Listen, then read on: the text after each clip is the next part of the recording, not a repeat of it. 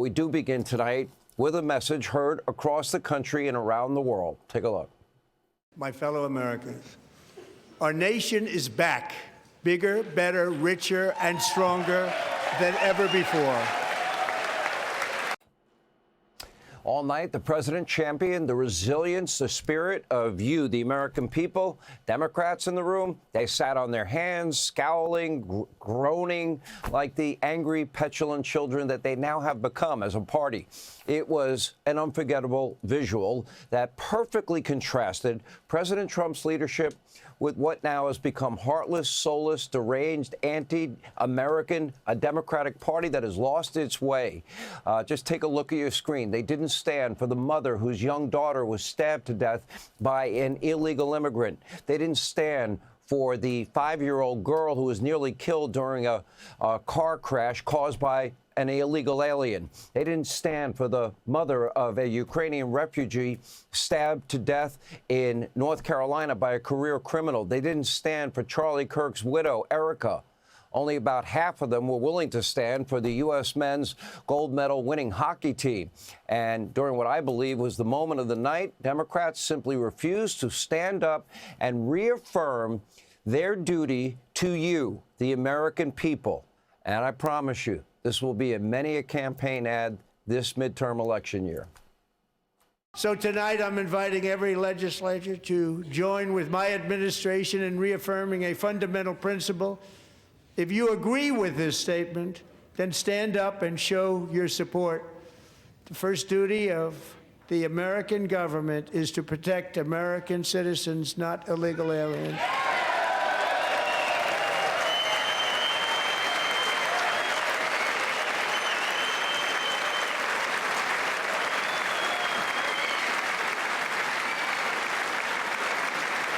You should be ashamed of yourself not standing up.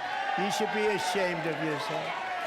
That is why I'm also asking you to end deadly sanctuary cities that protect the criminals and enact serious penalties for public officials who block the removal of criminal aliens. In many cases, drug lords, murderers all over our country, they're blocking the removal of these people out of our country, and you should be ashamed of yourself. They should be ashamed of themselves. After that incredible moment of clarity, Congresswoman Omar, Congresswoman Tlaib, who was wearing the F-ICE pin, were so enraged that they started screaming and yelling at the president from their seats. But it gets worse. At one point, even President Trump seemed surprised that Democrats refused to stand up and find common ground on a very basic, fundamental issue. Watch this. But surely we can all agree no state can be allowed to rip children from their parents' arms and transition them to a new gender against the parents' will. Who would believe that we're even talking about this? We must ban it, and we must ban it immediately.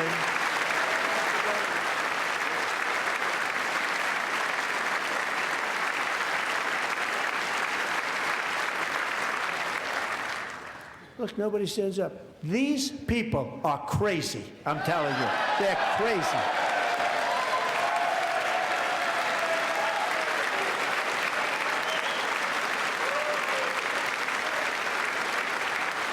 Amazing. Boy, oh boy. We're lucky we have a country. With people like this, Democrats are destroying our country, but we've stopped it just in the nick of time, didn't we? President's right. Absolutely insane. They are crazy. Now, let's see. Democrats want to dissolve our borders. They want amnesty. They want to prevent ICE from deporting violent criminal illegals. They want to tax everybody into oblivion. They want to give your tax dollars to illegals. And by the way, they support child sex reassignment surgery, and they want to ban your gas-powered leaf blower. And by the way, with the exception of a few, they are as crazy as President Trump said last night. And we haven't even showed you the Democrats outside the State of the Union, dozens boycotting the address, and instead attended alternate events to highlight what America would be like, if you will, if Democrats, in fact, ever got back in charge. Take a look. I I'm a mother. I am a physician, and I have a flag. And I am the proud representative for Oregon's 3rd Congressional District. Yes, thank you, thank you. And tonight, I defy Trump and his authoritarian project by standing in joyful, radical, peaceful resistance with the Portland Frog Brigade. I'm fresh out of an ICE prison in Minneapolis. I've been arrested 3 times by ICE over absurdity, over us being ourselves, over me singing songs like, "Hey, Mr. Tangerine Man, get rid of brown people for me. I'm Aryan white. There ain't no place I'm going to." Is that a furry convention? I don't know. You'd have to ask them. Now, House Minority Leader Hakeem Jeffries saw all of this and then went on national TV to accuse Trump supporters of cult-like behavior. Take a look. Yeah, the cult-like behavior of my colleagues on the other side of the aisle is a complete and total abdication of their responsibility to conduct themselves like a separate and co-equal branch of government. But what we've seen repeatedly from these folks is that they regularly bend the knee to Donald Trump and behave like they are nothing more than reckless rubber stamps for Donald Trump's extreme agenda. Minority leader in name only. The other minority leader in name only, Chucky Schumer, claiming that it was President Trump who was in a state of delusion. Okay, take a look. Last night was not America's State of the Union. It was Donald Trump's state of delusion. For 2 long hours, the president stood in the House chamber congratulating himself, inflating his own ego, but offering no solutions to our country's many problems. He's in a bubble. He doesn't even have a clue about what the average American family is going through. Donald Trump patted himself on the back so many times, I thought he'd fall down.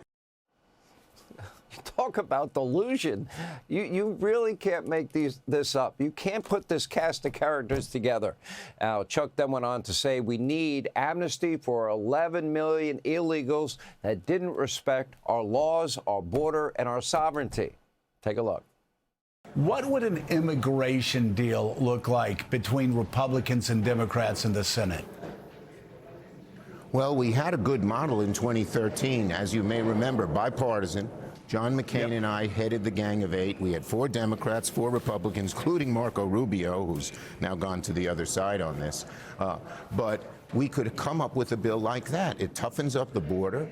It gives a path to citizenship, a long, tough path to citizenship for 11 million people who are here. I have an immigration deal. Go home, self-deport, and then you'll have a chance to come in legally. One Democratic congressman even accusing President Trump of racism for asking Americans, elected officials, to stand up for you, the American people. Take a look. What did you think about that moment when the president was asking Democrats to stand up for American citizens during that part of the speech when he was talking about immigration and immigration enforcement efforts? I think you can agree with the what, like standing up for American citizens, but I disagree with the how. And so it's always about how do we bring our country together, but not stand on the backs of others. There's thinly veiled racist language, anti-immigrant language in what he was asking, and that was uncomfortable. All right, that is the party of the radical Democrats. Hey, Sean Hannity here. Hey, click here to subscribe to Fox News YouTube page and catch our hottest interviews and most compelling analysis. You will not get it anywhere else.